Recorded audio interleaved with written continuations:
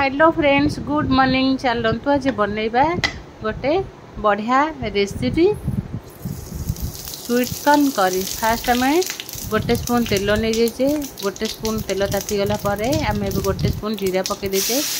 जीरा फुटीगला आम दुईटा पियाज को एमती ग्रेटेड कर नहीं पकईकी तेल रे भाजवा।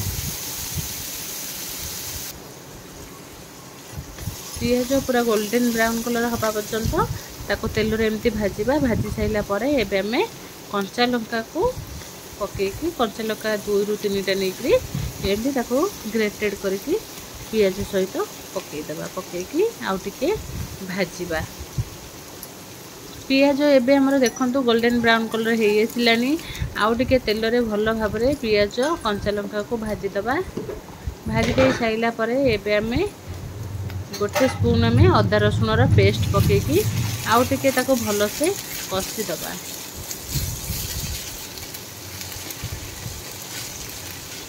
कषी दे साइला परे एबे हमें गोटे टमाटर को ताको ग्राइंडिंग करी रखी दिले ताको एबे पकईकी आउ टिके भल भाबे आम मसला सहित टमाटर को कषिबा। जेमिति टमाटर रो कंचाड़िया स्मेल पळई जिवो।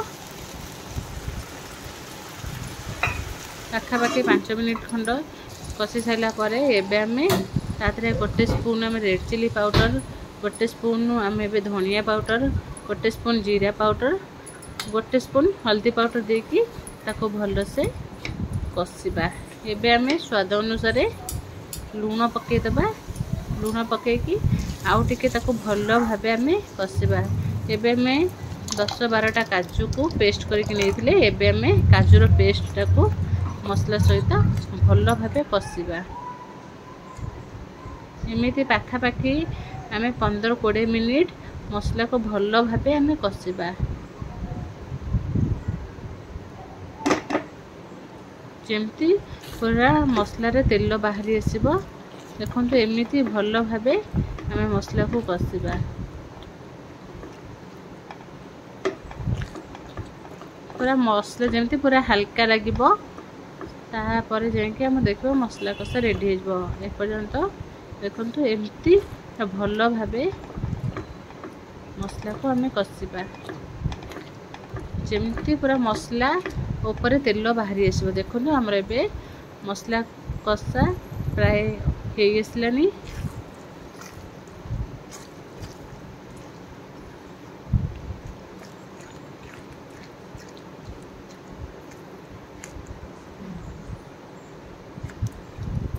बारंबार चलाउथिबे चट्टू नहले मसला तले लगी जिवो।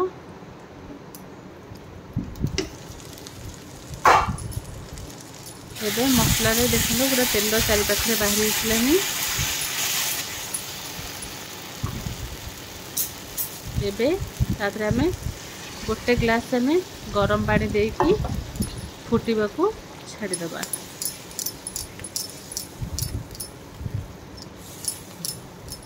एबे हमें ताको घोड़े दबा।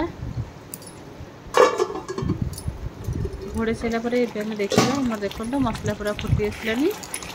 मसलार कंचाड़िया स्मेल पूरा पड़े जाइए। एबे हमें स्वीट कॉर्न को छड़े की रखी थे धोईकरी एबे हमें मसला सहित आम स्वीट कॉर्न को पकईदेबा। पाखापाखि मु 3 ରୁ 4टा स्वीट कॉर्न को छड़े की एमती रखीदेली आपको मसला सहित पकईके भल भाबे कषिबा। पूरा रेस्टोरेंट रो स्टाइल स्वीट कॉर्न करी। आर स्वाद बहुत बढ़िया लगे। एमिति पूरा मसला को छाड़ी दबा। एबे मैं ताको टिके घोड़े दबा। घोड़े की तापर आम एबे देखिबा। देखो हमर तरकारी फुटी आसलानी।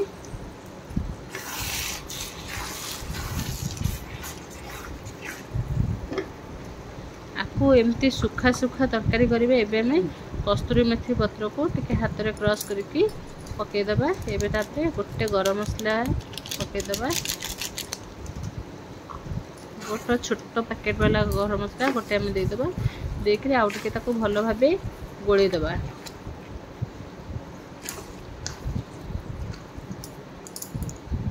एबे हमें काटिकी रखी कैप्सिकम को पकईदेबा।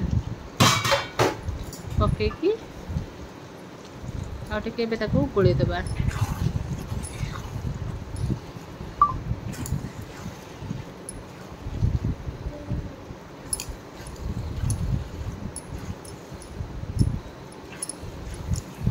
एमती भावे पूरा सुखा सुखा करके आम स्वीट कॉर्न करवा। एबे हमर प्राय हे आसलानी आउ अल्प समय गला पूरा हमर रेडी हो तरकारी। एबे घोड़े दबा, घोड़े देके देखिबा हमर तरकारी पूरा बढ़िया से मक्का हमर सिझी जाइए। मो कंचा मक्का को पकईची, सिझे की पकईबे ना कहीं तरकारी पकईले मक्का प्राय सिझी जीवो। एबे हमें काटिकी रखी धनिया पत्र को पकईदेबा।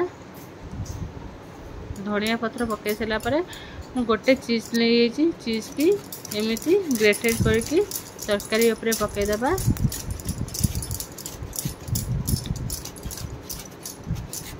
पूरा रेस्टोरेंट स्टाइल आमर स्वीट कॉर्न करी एबे पूरा रेडी एमती हमें गोटे चीज की भल से एमती चारिपिटी पकईदेबा।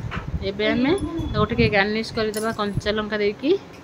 एबे हमर रेडी हो जाइए स्वीट कॉर्न करी, रेस्टोरेंट स्टाइल स्वीट कॉर्न करी रेडी।